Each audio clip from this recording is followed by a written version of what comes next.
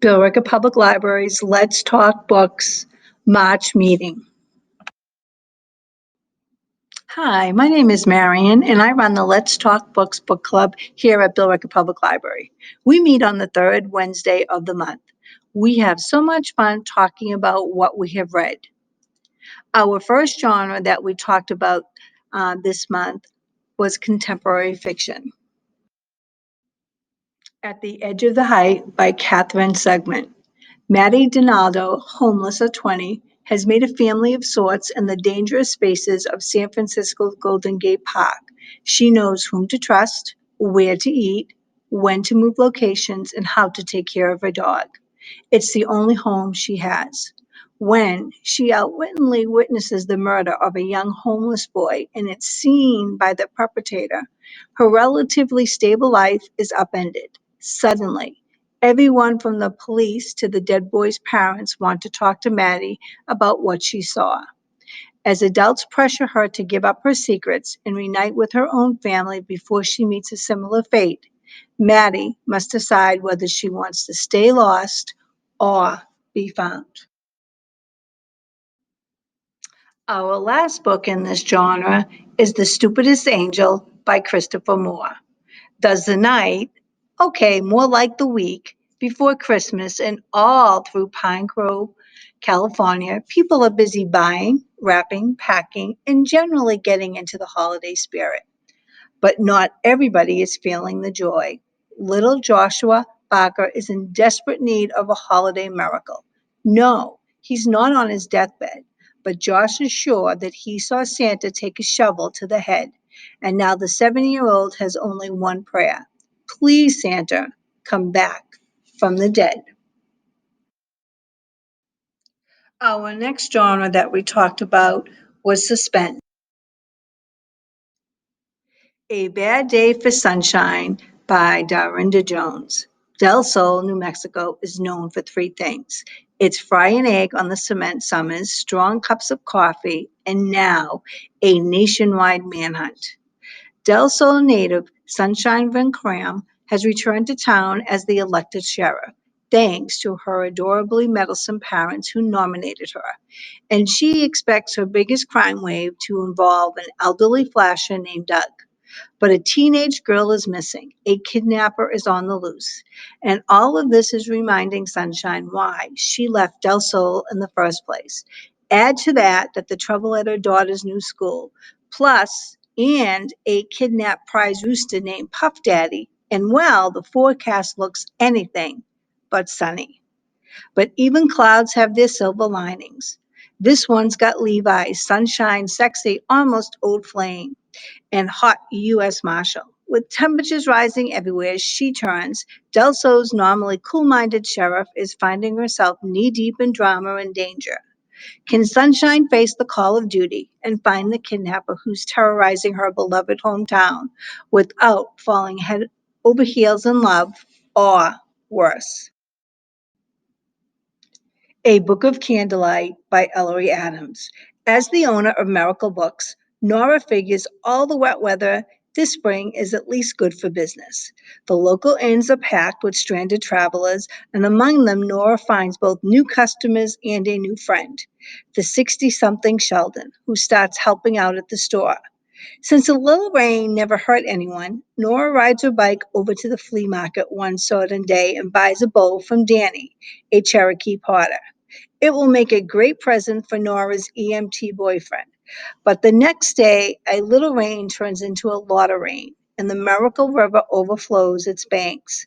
Amid the wreckage of a collapsed footbridge, a body lies within the churning water. Nora and the sheriff both doubt the ruling of accidental drowning, and Nora decides it's time for the secret book and scone society to spring into action. When another body turns up, it becomes clearer that Danny's death can't be blamed on a natural disaster. A crucial clue may lie within the stone walls of the Inn of Mist and Roses, a diary over a century old and splattered with candle wax that leads Nora and her friends through a maze of intrigue and onto the trail of a murderer. After Sundown by Linda Howard and Linda Jones. Sailor Gordon, the shy owner of a Tennessee general store, finds safety in solitude.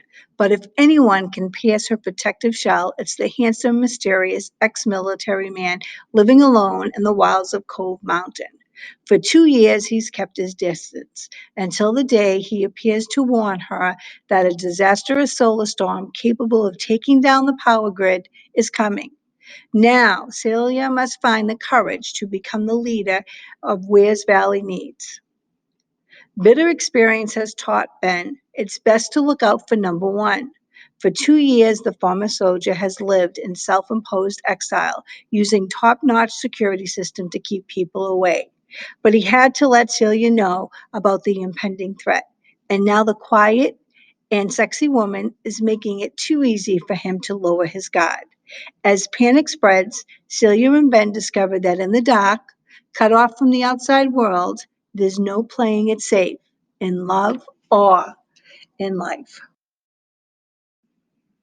Solas Island by Meg Tilly. Dumped on the eve of her wedding and looking for a quiet place to lick her emotional wounds, Maggie Harris joins her sister on Solas Island, where she hopes to recover from the stunning betrayal. At first, Maggie resists Eve's impassioned argument about relocating permanently so the sisters can open their own local bakery. What she definitely doesn't need on her road to recovery are Eve's efforts to fix her up with their mysterious and alluring neighbor, Luke Benson, even if he is incredibly handsome and desirable.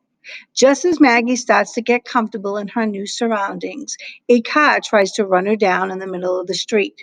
If it weren't for Luke's extremely quick reflexes, Maggie could have been killed, leading her to wonder just who exactly Luke Benson really is.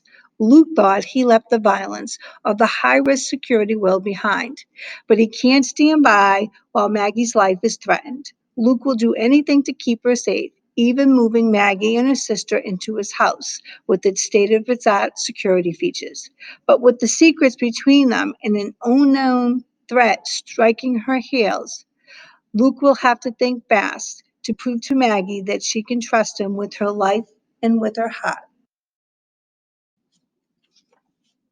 Daylight by David Baldacci. For many long years, Altupine was tormented by uncertainty after her twin sister Mercy was abducted at the age of 6 and never seen again.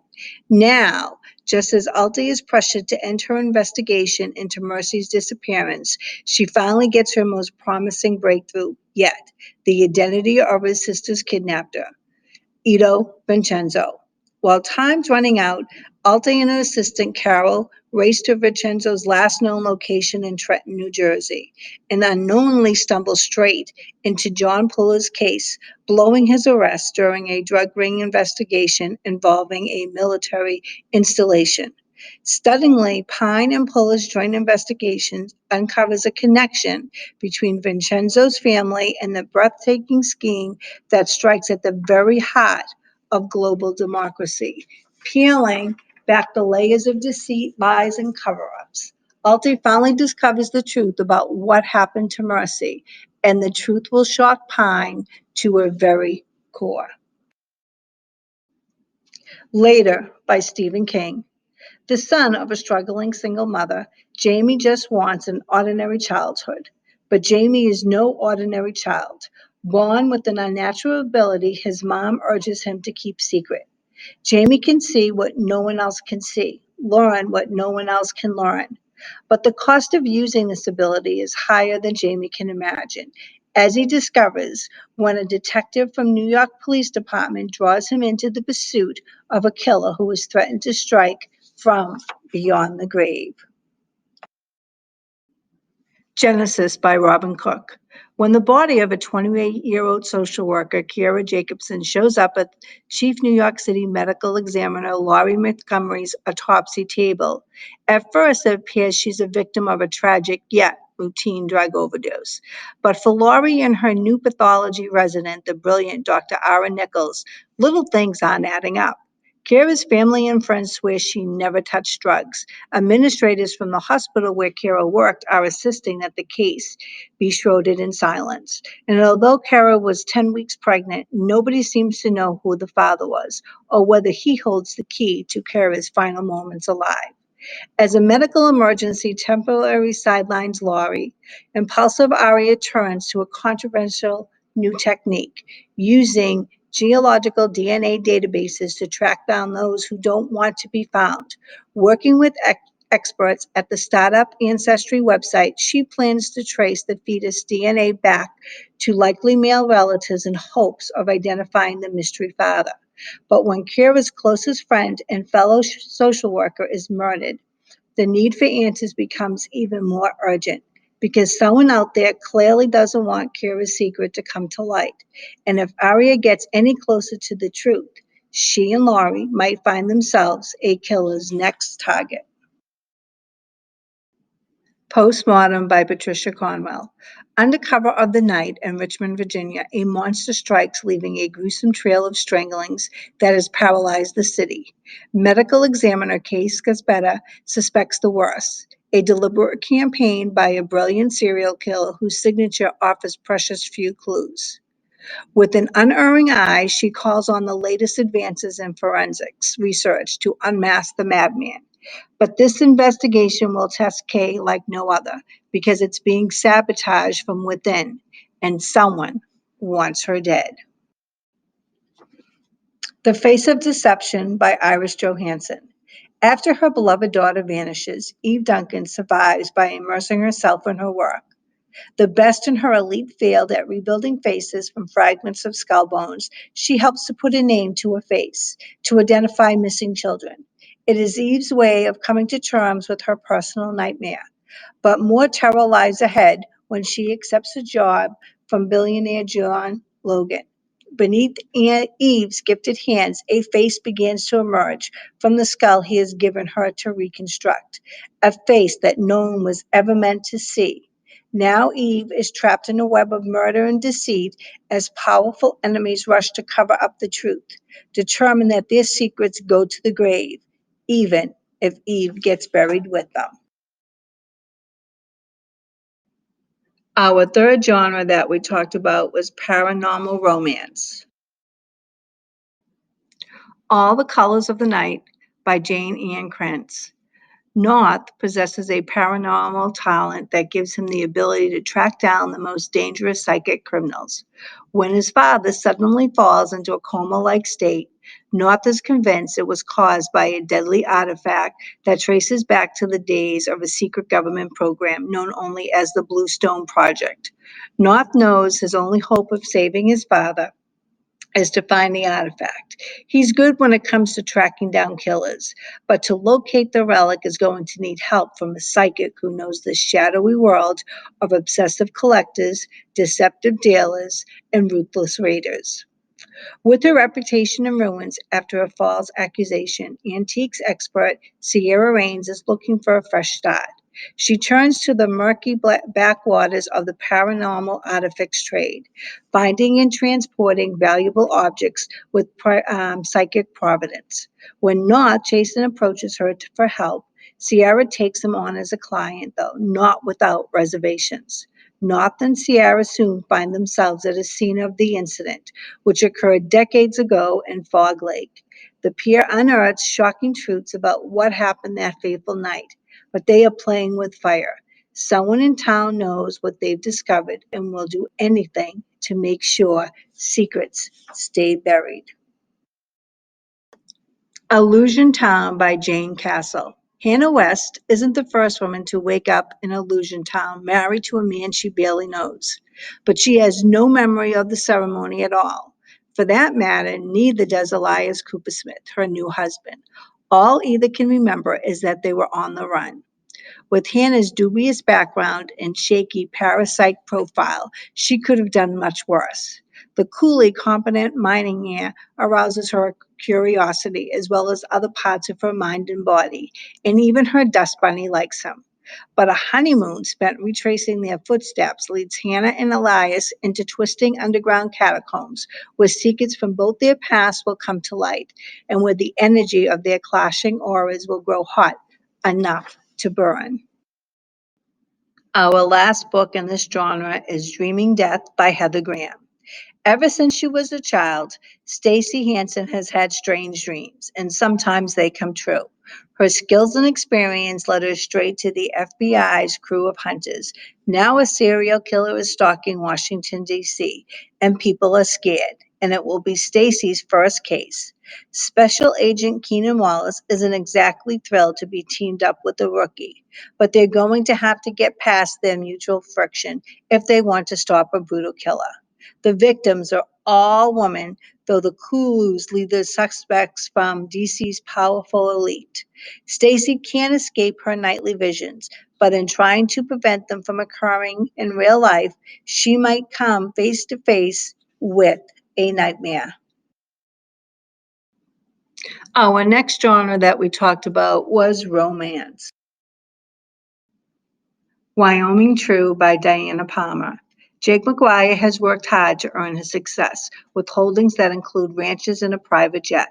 The only threat to his comfortable existence is the last woman he should ever want. He knows Ida Meriden by reputation only, but the stories he's heard are enough for him to keep her at arm's length until the day fate puts her in his path under circumstances only the most heartless cowboy could ignore.